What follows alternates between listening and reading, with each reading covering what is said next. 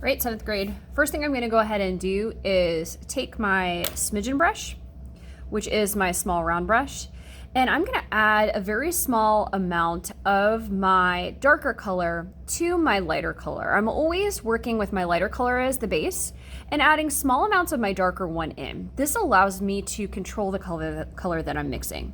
Now, for this lightest tint of a color, which as you know is a color mixed with white, so it's the lighter version of a color, I want this one on the left of your worksheet to be the lightest. So I'm just gonna grab a really small amount on my small round brush and I am going to add it to the lighter color as my base, which is the white. Now, what I want you guys to do as you're mixing your color is that if it looks streaky and swirly and awesome, keep mixing. So mixy, mix, mix, mix, mix. And when it looks like it's one entire color, so see how I'm mixing the entire crater here.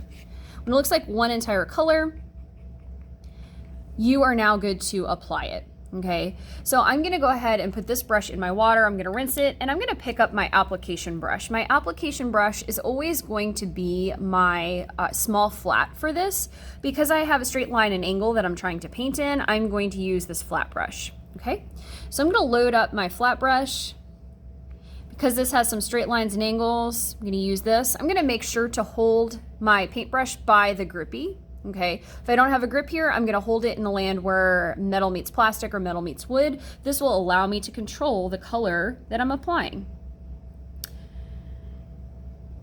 I am going to try and keep my color inside the lines as much as possible and paint this in. Okay, so the goal with this is to not only mix colors that go incrementally darker, but also to control the color you're mixing, so to have good craftsmanship. Okay, so this is my lightest tint of a color. Again, using the white as the base, adding the darker one in. Okay, now I'm ready to make this second box, make this tint a little bit darker. All right, so I'm gonna go ahead and I'm rinsing my small round brush, my smidgen brush right now. I'm gonna blot it on my paper towel. You guys can't see me do this, I don't think, because I'm kind of off camera. Here you are. Okay, so I'm blotting this off so it no longer has any paintbrush drool on it. Excess water is just called paintbrush drool. So always kind of tap that off onto the paper towel. I'm gonna grab another smidgen, that might be a little bit much, of the darker color, and I'm gonna add it again to the left-hand side to the white as the base. White is lighter. And I'm gonna mix it thoroughly. So if it looks swirly and awesome, mix, mix, mix, keep going. So I'm gonna keep mixing. And once it's one entire color, okay, so it took me a little while to get this crater an entire color. I'm gonna go ahead and do what I call a test blob here, okay? A test blob is just to compare the one, the tone of the color to the one before it. This looks slightly darker than this one right here, so I know I'm headed in the right direction. I'm gonna add one more smidgen of my darker color to my lighter color, just to make it a little bit darker, okay?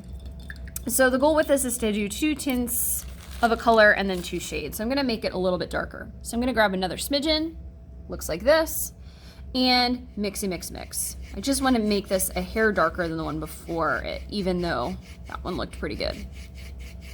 All right, mixing it till it's no longer swirly and awesome, and then let me test blob it again. Okay, that actually looks a little bit darker, okay? So I'm gonna go ahead and pick up my application brush, pick up that flat, dab off the paintbrush drool, okay, and then I'm gonna go ahead and apply it. Okay, hold that paintbrush by the grippy, hold it where the land of metal meets wood or metal meets plastic. Try and keep that color inside the lines. Okay, all right, the middle one is going to be for your pure color, okay? So right now I have 2 tints of a color.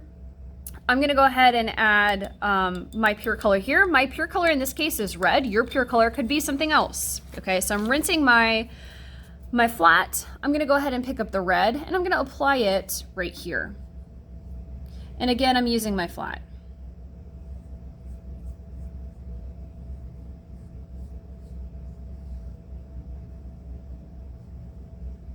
Okay, I'm gonna go ahead and rinse and blot my paintbrush. And then I'm gonna start on my 2 shades that I have, okay? So anytime you're mixing a shade of a color, you are making it darker by adding black to it. Now we always start with the lighter color as the base. So in this case, I'm starting with red as my base and adding small smidgens of black to the red. I wanna be able to control the shade that I'm mixing, okay? So I'm gonna pick up my smidgen brush, my small round brush. I'm gonna grab a smidgen of black, okay? And I am going to mix it into the red. Now, because black is a really dark color, it only takes a little bit to turn this pretty dark. So you're gonna mix it till it's no longer swirly and awesome looking, so mix, mix, mix. Okay, I'm gonna add another smidgen of black real quick. So I am going to rinse my paintbrush, blot it, grab one more smidgen. That's just me because I didn't grab a whole lot to begin with. All right, there we go.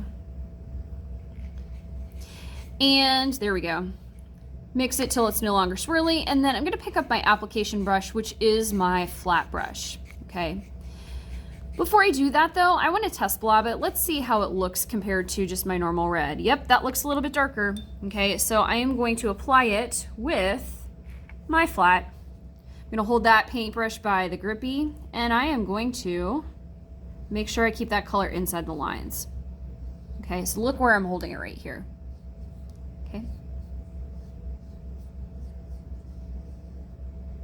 All right, now for this last one here, I'm gonna make sure that it is my darkest shade, okay? So I'm gonna go ahead and rinse my smidgen brush. I'm gonna blot it off on that paper towel, get away the paintbrush drool that does impact the color.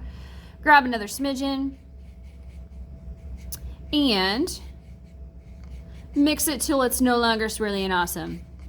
So mix, mix, mix, mixy, mix, mix. All right, at this point in time, let me test blob it just to see how dark we are. I could even go back and make this darker, okay? So I will do that. So I am going to rinse and blot my paintbrush, pick up another smidgen, and mix, mix, mix, okay? I'm gonna go ahead and apply it using my flat brush. Test blob it again, yep, that's a lot darker. Pick up my other paintbrush.